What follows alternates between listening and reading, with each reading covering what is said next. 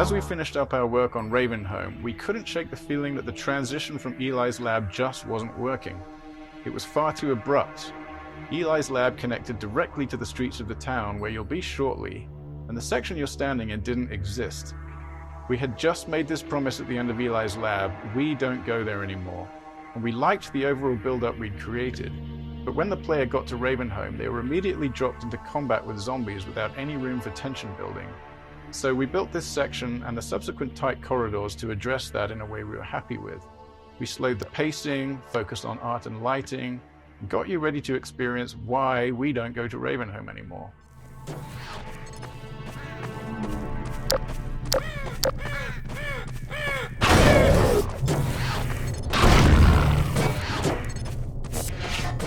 Ravenholm Gameplay Focus.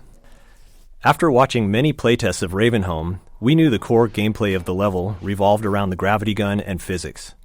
Once equipped with that knowledge, we felt we could appropriately build the transition into Ravenholm and help the player learn and understand a bit about what the upcoming experience would be. This happens often. We build the level track, figure out what's working, and then design its prologue. We built the following set of rooms with that table setting in mind. The brutality of the tools we provide the player seemed to aid in setting the mood we were striving for, helping to shift the tone from the safety of Eli's lab to something darker and more frightening. Bringing physics to the enemies. The physics traps in Ravenholm were some of the first gameplay elements in the level that we were really happy with, but they lacked player agency. It was the saw blades that helped us figure out what Ravenholm was truly about. With saw blades, the player was able to bring physics to the zombies instead of leading zombies into the physics.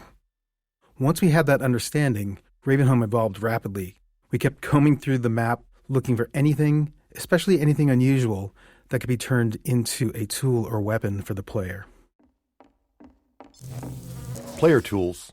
By this point in the game, players have a lot of experience with Half-Life 2's physics, but they've just received the gravity gun, which provides a whole new way to interact with the physics objects in the game. We iterated on a variety of the physics objects that the player could play with, things like saw blades, the catapults, explosive canisters, traps, spears, and so on, and honed in on the ones that worked well with the physics gun and cut the ones that didn't. Then we went about stripping the levels of ammunition items so that the player had to rely on these objects to survive.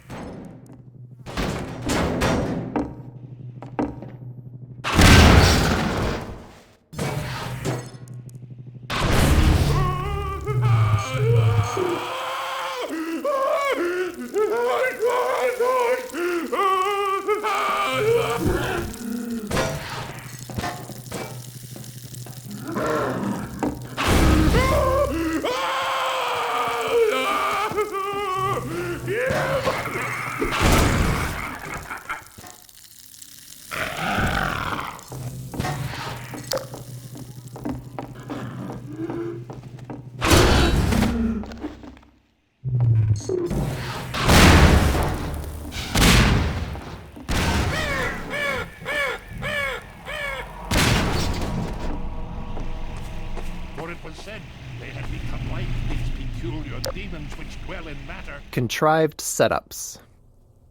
There's a pretty obvious contrivance in a bunch of the gravity gun and physics object training. The player pulls a saw blade out of the wall with the gravity gun, and right on cue, a zombie stumbles around the corner, just begging to have a saw blade launched at it. Then the player crawls under a spinning blade trap to turn it off, and suddenly 3 zombies appear, taunting the player to switch the trap back on. We didn't have much time to iterate on this section, so we needed setups that worked for all players, not more open-ended ones that relied on them making the right move. While this kind of design has the potential to reduce players' creativity, in this case, we found that they didn't seem to mind that we forced their hand a little bit. For the days of my life that vanish like smoke, and my bones are parched like ash. Paint cans. Once we started to succeed at making the gravity gun and physics gameplay the core of the Ravenholm experience, we started to go through the levels and look for objects that we might have overlooked as we were busy working with the really aggressive things like saw blades and exploding canisters. One of the things we found was the paint can, and it was simple enough for us to sort of reinforce player expectations by having the paint can splatter paint on the zombies when you threw one at them.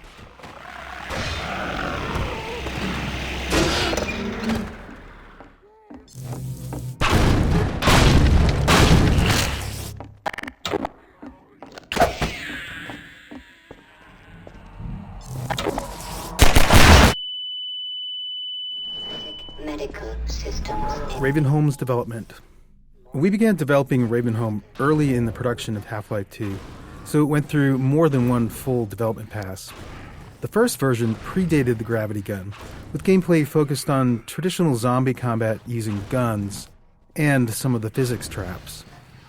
We even planned to showcase Ravenholm at E3 in 2002, but the game was ultimately unveiled a year later in 2003.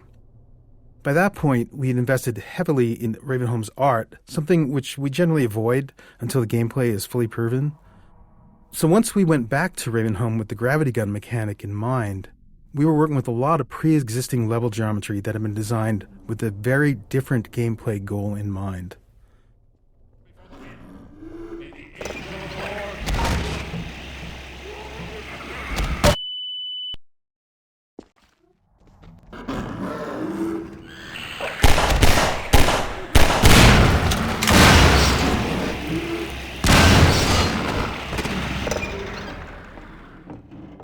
Misteaching flinches.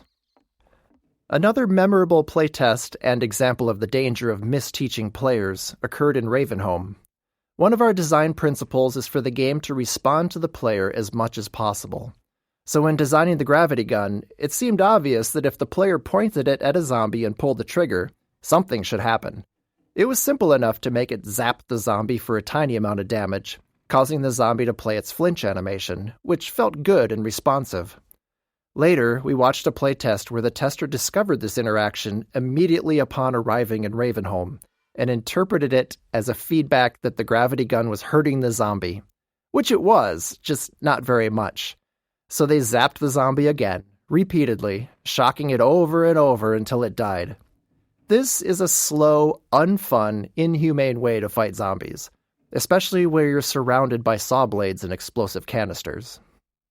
Having learned our lesson, we removed that flinch animation, even though it meant losing that interaction between the zombie and the gravity gun. In this case, it was better to not have the simple interaction, rather than give the false impression that the gravity gun was an effective way to fight zombies. Even simple principles can require trade-offs when you get into the details.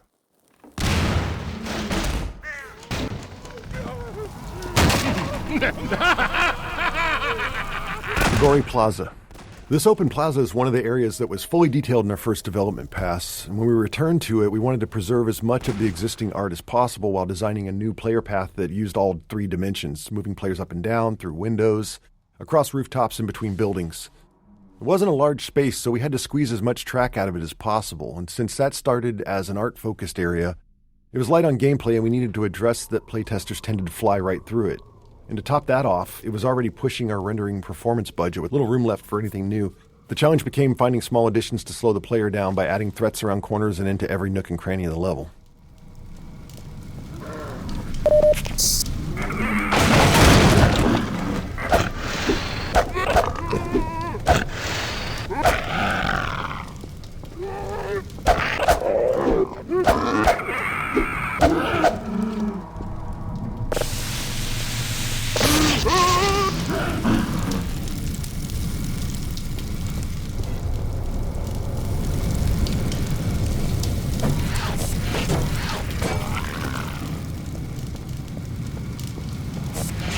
Fire trap. This fire trap was originally intended as a visual showpiece for the fire system before a level designer repurposed it as a gameplay element for Ravenholm. It was almost cut many times during development due to the performance impact on the low-end PCs because of all the overdraw involved with the transparent sprites. In the end, there was a programmer who felt that it was important enough to the gameplay that it was worth doing the work to solve the performance issues and make sure we could get it into the game.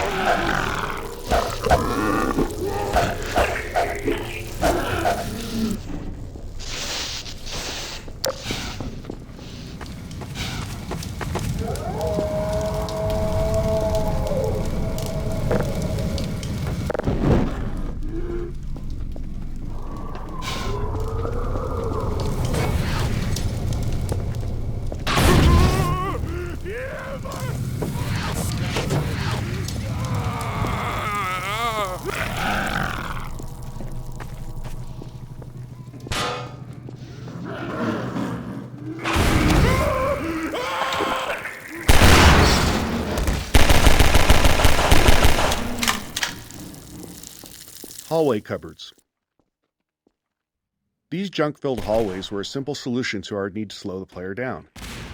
With the constraint of preserving as much of the existing geometry as possible, combined with slow-moving zombies as the main enemy, it was tricky to stop players from just sprinting through here. Luckily, having Grigori as the crazed inhabitant of Ravenholm made these setups easy to justify. It makes good sense that he'd clog the stairwell to keep himself safe on the rooftops. In the end, Grigori's solution and ours were one and the same. Just throw a bunch of furniture in the way, because if it stops zombies, it'll probably slow the player down too.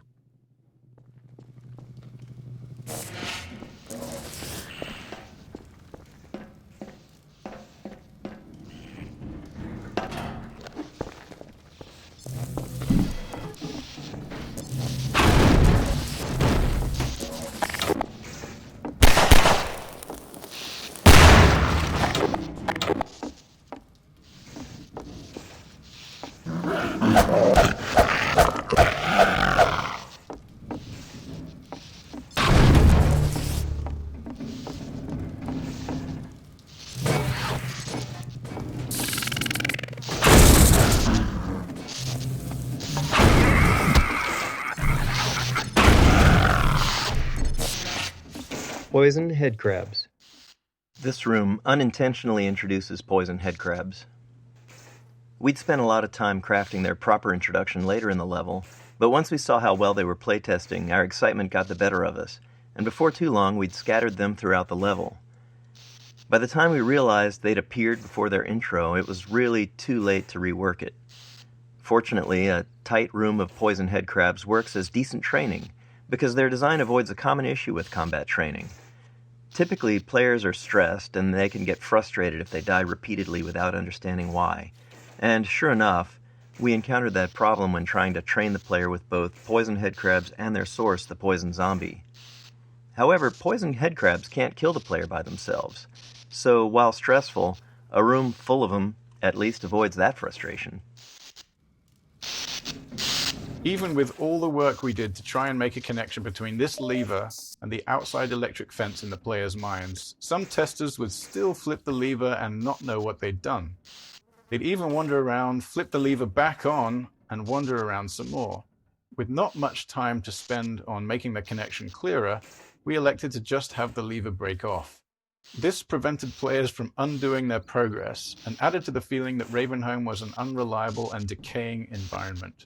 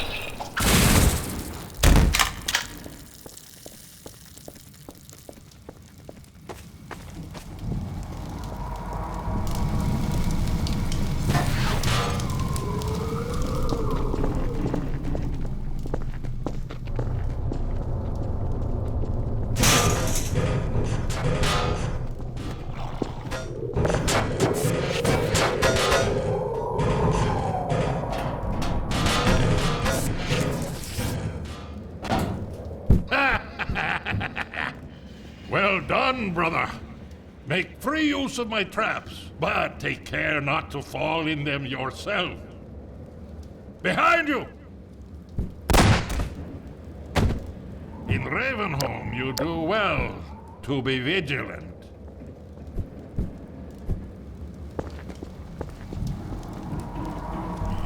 We all went to Ravenholm. When fans talk to us about Half-Life 2, Ravenholm is often the most remembered section. Thanks to its multiple development passes and the density of the material in it, more members of the team are represented in Ravenholm than anywhere else. It was where we figured out how to apply our artistic pipeline to the set pieces and mood we wanted, how physics and gameplay combined with the gravity gun, how headcrabs and zombies needed to evolve for Half-Life 2, and much more. Looking back on it now, it reassures our belief in individual empowerment over centralized design. Ravenholm is dense, highly efficient in its gameplay and artistic execution. and the sum of many small contributions by individuals who understood how they could push it just a little further with their own unique capabilities.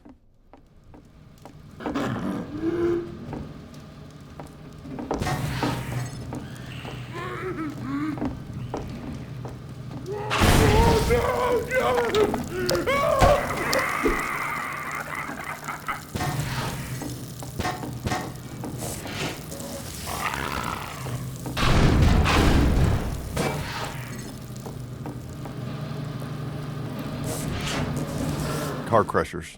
These car crushers required some adjustments and quite a bit of work to our physics damage system. There's always a challenge when big physics objects interact with non-player characters. For instance, if the physics can push the NPC, it might shove them somewhere they're not supposed to go, leaving them unable to recover. This isn't a big issue for something like a head crab, which can just hop out of a tricky situation, but for something like a zombie, it could mean they get stuck and end up helpless, flailing away in whatever gap they manage to wedge themselves into, which kind of kills the survival horror mood we're going for here. Car crusher lifts. Getting the car crushers to lift the player was also tricky. See, the player is always being simulated by both the physics system and the game's movement system. Each time we update the player's state, we compare the results from both systems and decide which one is right, then sync them up and repeat. This allows the two systems to influence each other. Like when the player stands on a seesaw, the physics lets the board give way, or when they stand on the car crusher, it lifts them up. While more complex, this dual system approach was easier to tune than trying to handle both physics and player movement in a single system. By keeping them separate, we could fine-tune the player movement system to feel good on its own, only reconciling the two when physics was affecting the player.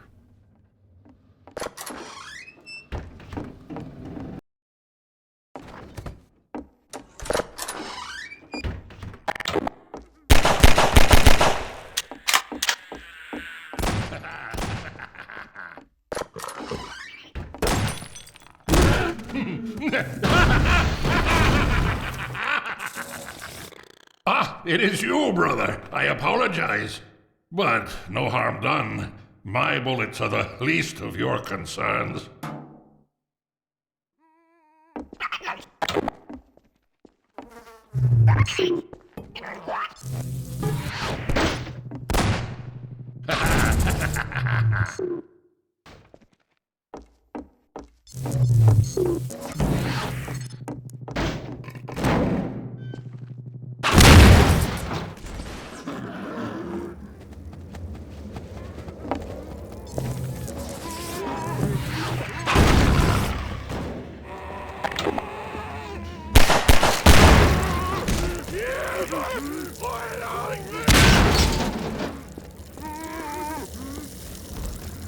Pacing switch.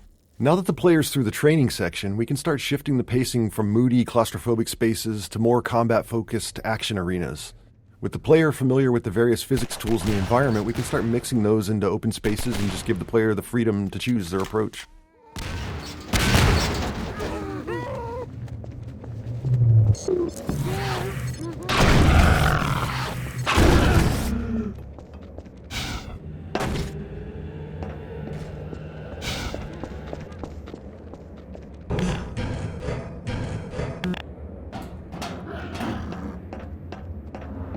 Although they call me crazy, I care not, for thou art my helper, my strength, and my redeemer.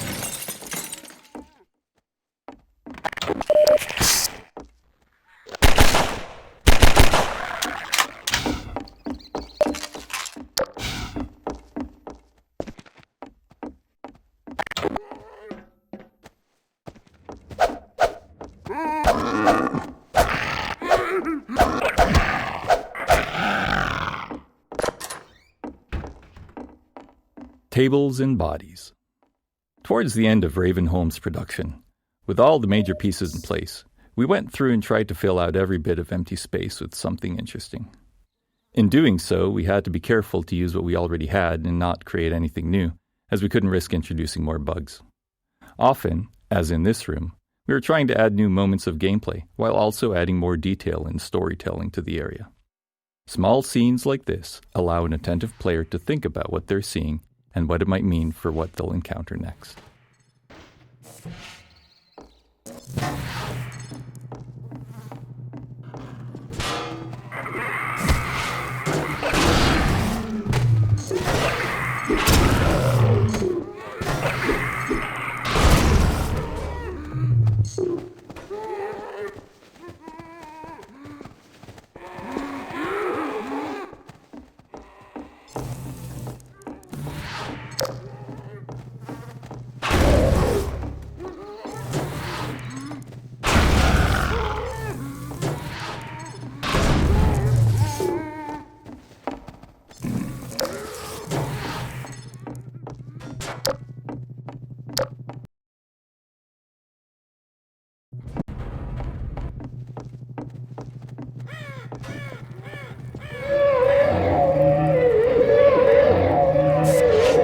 Fast Zombie Introduction. This space was another area originally built for E3 2003, where it showcased the player fighting against a squad of Combine soldiers. When we returned to use it to introduce the Fast Zombie, we tried to keep as much of the previous work as possible. We wanted an iconic moonlit shot with zombies leaping past the moon like werewolves to draw the player's eye. Once that beat is over, we introduce the first Fast Zombie to the player space and send it at them. It took a lot of iteration to find the right balance of lighting for the scene to look good, while ensuring it also worked for the gameplay goals. Physics object consistency. All physics objects have a variety of parameters that define their behavior: their mass, the amount of damage they take before breaking, what they break into, and so on. During development, these parameters were specified by level designers for each item, which is how most things in the game worked. But later in development, we realized we'd created a problem for ourselves. There were thousands of physics objects in the game, and no method to ensure consistency across them. As a result, a cardboard box might break apart with a single pistol shot in one level, and be completely invulnerable in another. Internally, we generally referred to these inconsistencies as level designer crimes. To fix these, and to deliver some justice, we built a system that enforced consistency on all physics objects based on their visual model. Since most of the game had already been built, we were forced to allow level designers to explicitly opt out of this system for rare edge cases where they needed to do something criminal to preserve what they'd designed.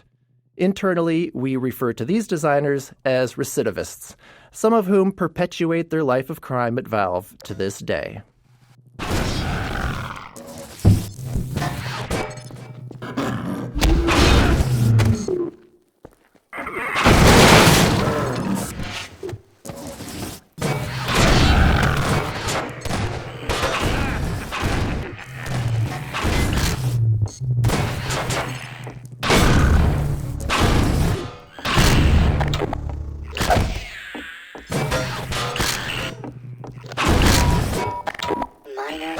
Lacerations detected.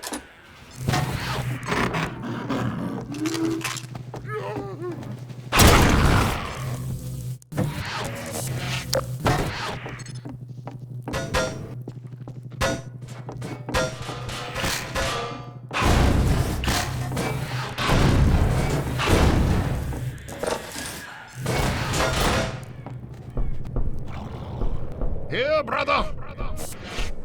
Come closer. You've stirred up hell. A man after my own heart. Here, I have a more suitable gun for you. You'll need it. Catch! Good. Now, keep it close. My advice to you is, aim for the head. Hush. They come. There is no rest in Ravenholm. Move on and I will meet you at the church.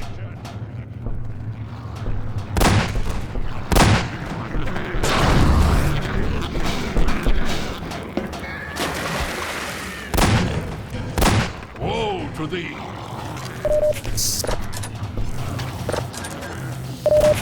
I remember your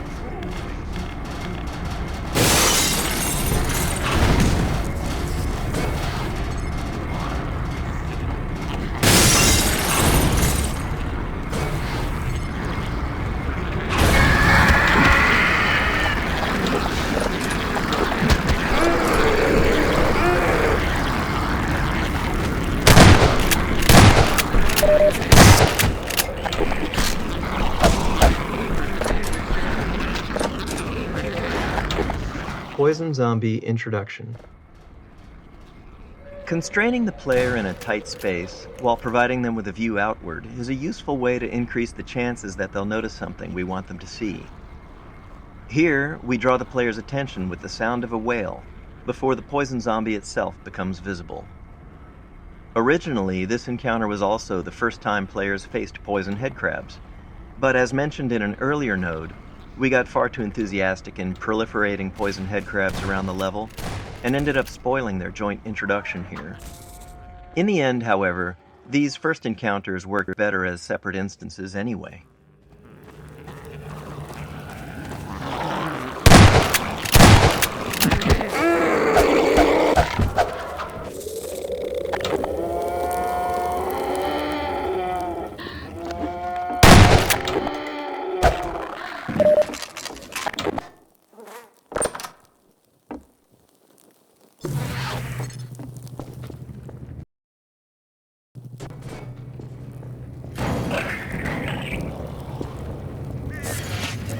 Gamma correction. Our game engine has a rendering system that's responsible for taking the entire state of the game and calculating a color value for every pixel on your screen to represent that state. But code and software from other people are involved in the process of calculating those pixels as well. As an example, the software and hardware in your GPU and monitor. At one point during development, we were unhappy with how our characters looked. In particular, we thought that they looked waxy or sickly. Their skin was wrong. We spent some time tuning our lighting, but we just couldn't get both our characters and our world to look right. Luckily, we still had a fully featured software renderer, which allowed us to run the game without a GPU, because this was an era where many players still didn't have one. And looking at the game on that renderer, we noticed that our lighting didn't have the same problem. So we went through our code with a fine-tooth comb, trying to figure out where our rendering code was doing something wrong when it was working with a GPU. After failing to do so, we tried talking to the GPU manufacturers, asking them to double-check they weren't doing anything wrong with the pixel values we were passing them. That was the start of a long journey, and long story short, it was a journey of almost 2 years of back-and-forth communication with GPU manufacturers before we were able to convince them that they were doing gamma correction incorrectly in the low-level math on their cards. During this, we'd even had to build a system that validated the color values of an individual pixel throughout the entirety of our rendering pipeline. But eventually, at the end, we finally got new drivers back from them, and our characters immediately looked like they should, matching the software render.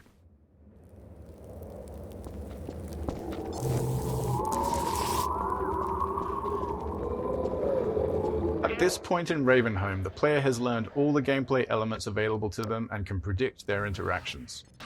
This allows us to build more complex setups, providing a greater level of threat and more freedom in how the player can approach each scenario.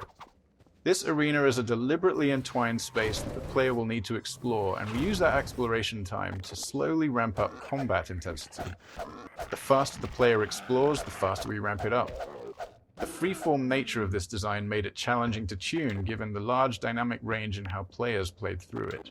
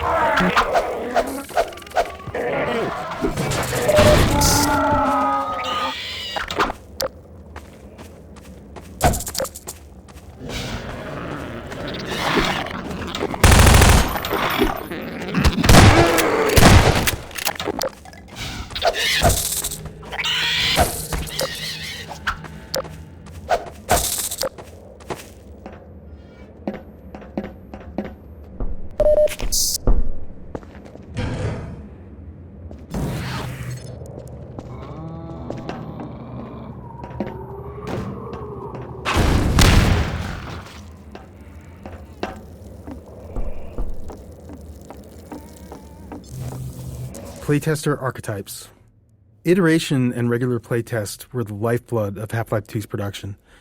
Every week, we'd quietly watch over the shoulder of a player going through the section we were working on, taking notes on what worked and what didn't. It was important for us to test with a wide range of skill levels to be sure that we weren't making decisions that only worked for some. Over time, we learned to choose specific types of playtesters based on the development stage we were at. Early on, we used experienced gamers, usually teammates, who could handle rough, unfinished areas and were good at explaining their thought process. For combat testing, we'd find players of all skill levels, especially those creative in their usage with the tools. Finally, as sections became more polished, we'd focus on beginners, people who didn't play games much or weren't familiar with first-person shooters. Even if they weren't necessarily someone who might buy the game, we often learned something valuable from watching them.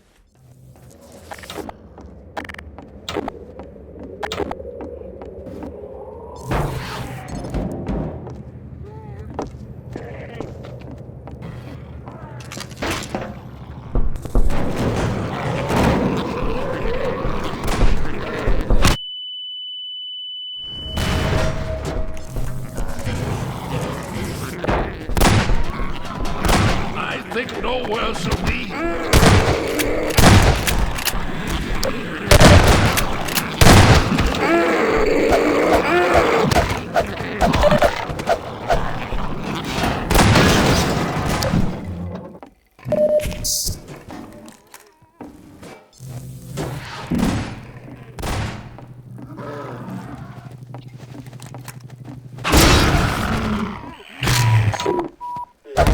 Lacerations detected.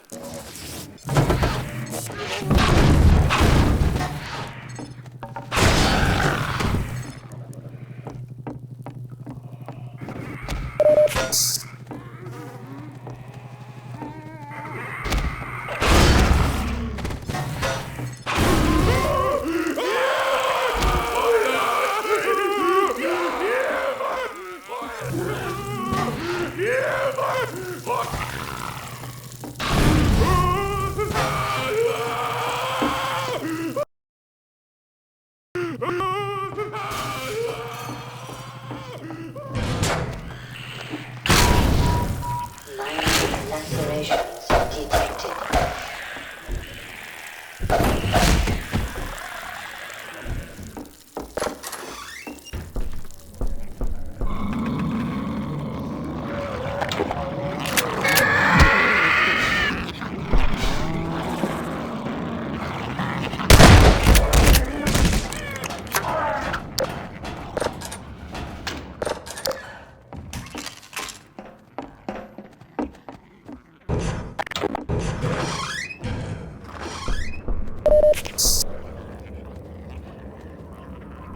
Ah, there you are.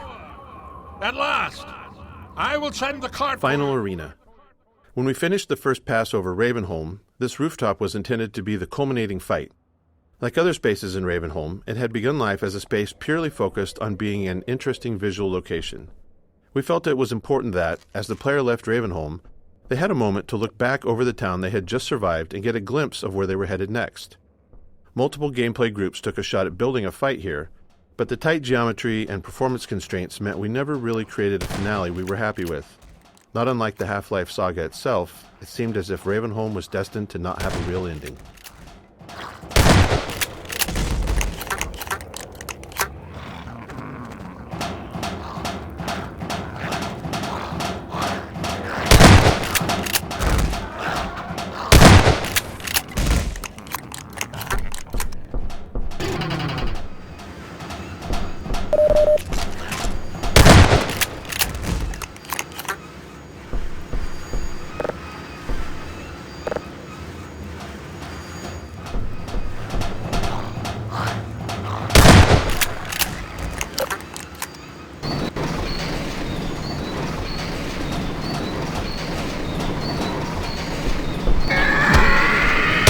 Almost there, brother.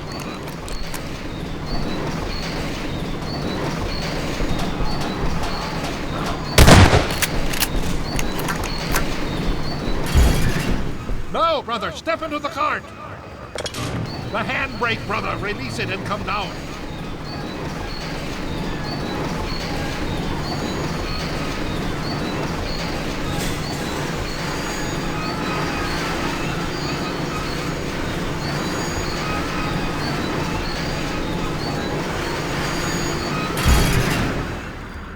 Greetings, brother. And so we meet at last. You are to be commended for avoiding my traps. The work of a man who once had too much time on his hands and now finds time for nothing but the work of salvation. I suspect you have little wish to remain in Ravenholm, so I will show you to the mines. As for me, a shepherd must tend to his flock, especially when they have grown unruly. Follow me, brother, and tread lightly, for this is hallowed ground.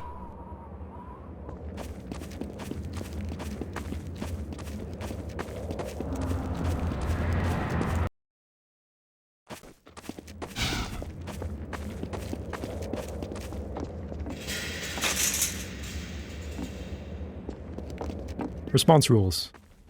We knew early on that we wanted a lot of dynamic dialogue in-game, so we needed a system to handle it effectively.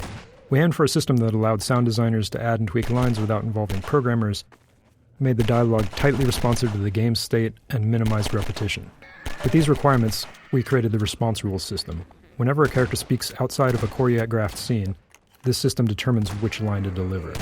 Rather than picking up lines directly, character AI is constantly flagging opportunities for speech whenever a relevant event happens. Spotting the player, getting hurt, firing a last round in a gun, encountering overwhelming enemies, and so on. With each opportunity, it sends the response rule system a packet of data about the game's current state, and the system returns the most fitting dialogue line, if there is any. This setup allowed our sound designers to create a detailed decision matrix for dialogue. For example, a character might have a different set of lines for announcing a reload while under fire versus after the end of a fight, or if only one ally is left standing, or if there's a strider in sight, etc. By the time we shipped Half-Life 2, we felt we'd only scratched the surface of this system's potential. It became a core feature of Episode 1's Alex, and went on to power the dynamic dialogue in our later games, including TF2's classes and the cast of Left 4 Dead. The real final arena. Very late in the development of Half-Life 2, when we were reviewing the entire game for final improvement opportunities, we decided we did, in fact, want a real finale for Ravenholm. The rooftop fight wasn't enough. After some discussion, we chose to add this final fight through the graveyard with Gory alongside the player. It was risky, development-wise, but we felt the game needed it. Since we were near the end of production, we had a mature set of gameplay tools to work with, but even more importantly, by this point, we understood our own game. Making a game is often a process of learning what it is you're actually creating. Why is our game fun? How is it different? What are the most important elements? As we built the game and watched playtesters go through it, we learned answers to those questions and, in turn, got better at making it.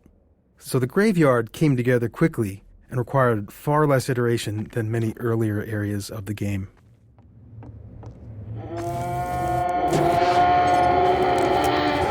Aim for the head. The grave holds nothing worse for you.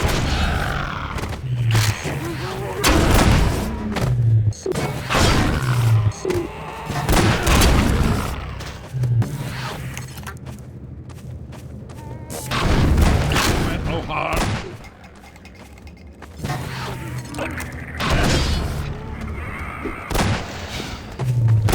Yes, come to me.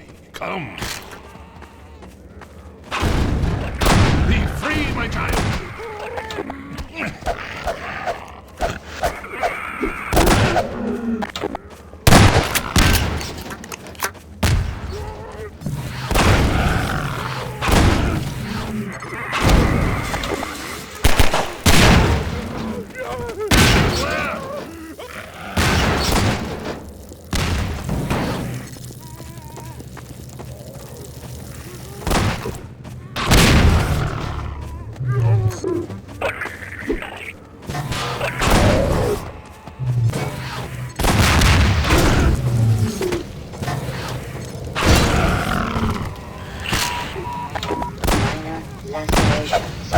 Yes, my children, it is I.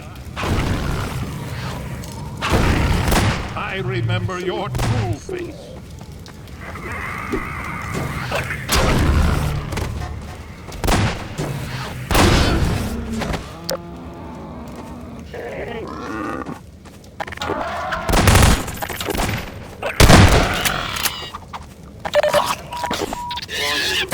Blood toxin levels detected. Emergency. User dead. Vital signs are dropping.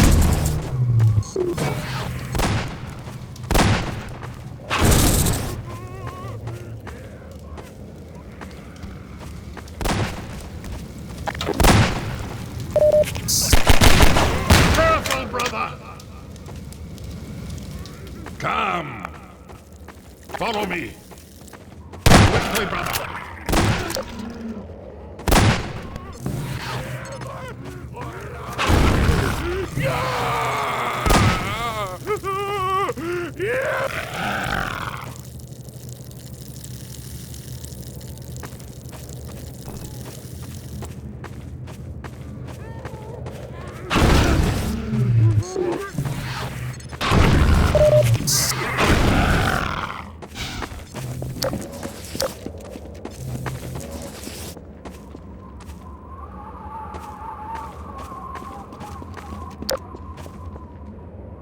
Hurry while I hold the gate!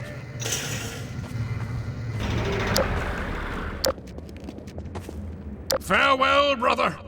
I fear I deliver you to a darker place.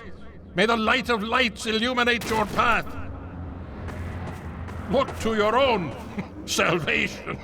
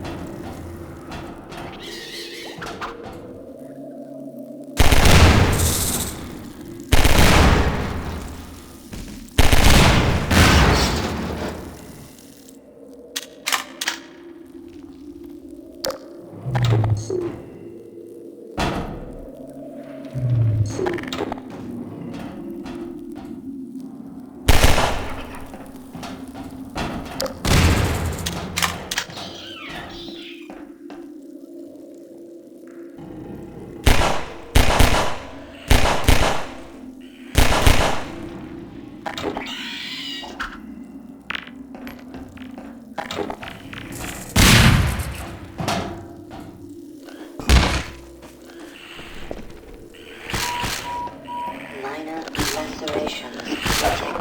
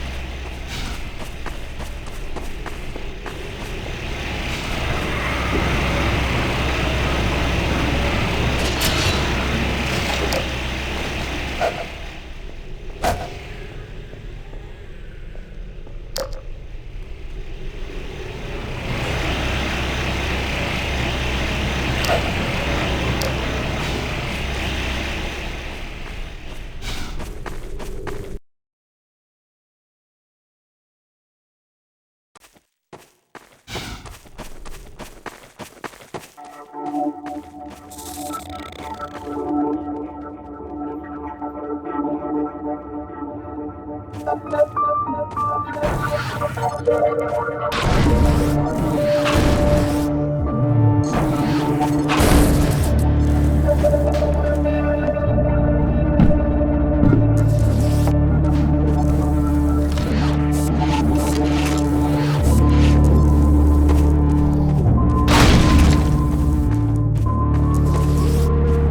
Alley. This section of game track was added late in development, after we moved Eli's lab and Ravenholm to come before Coast. While you might think that we build the game linearly, we actually split up into 3 different groups and worked in parallel on different sections, starting mostly in the middle of the game. Each group's first pass focused on nailing down the core of their section before they moved on. And then once we had a rough version of the whole game laid out, we went back over each section to polish it, adding successful elements from other areas and removing what wasn't working. In some cases, such as in Ravenholm, entire sections were moved. And then, after Ravenholm was relocated, we needed a new piece to connect it to the coast, which is the area you're entering now. Given the time constraints, this short section was built using existing, proven gameplay elements, like snipers and combine soldiers.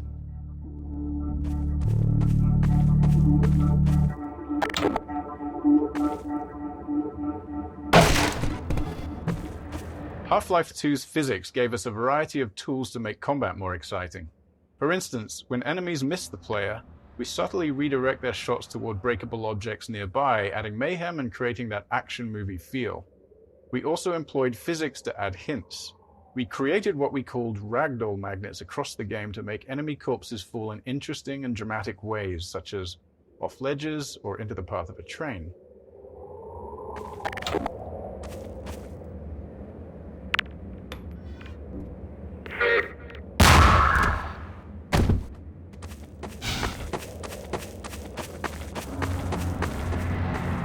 Snipers. The Half-Life 2 team was never very large, so we were always looking for ways to create new gameplay without high asset production costs. The sniper is a great example.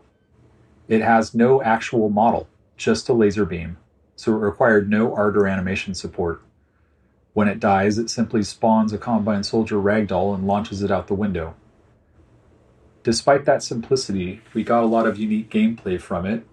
We were especially happy with how it interacted with the physics objects in the game world. Players are used to exploiting explosive objects near enemies, so it felt fitting to have an enemy that flipped that dynamic when the player was in cover.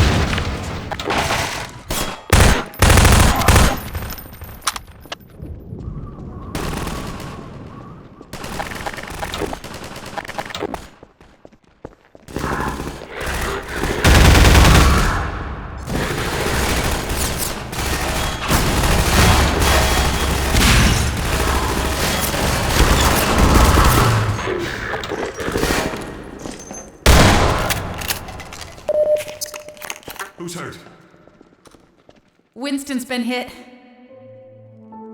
Patch him up and get him to the back as soon as he's stable. Gordon Freeman. It's incredible you made it. We've been getting communications from Alex. I'll see if I can reach her again. Follow me.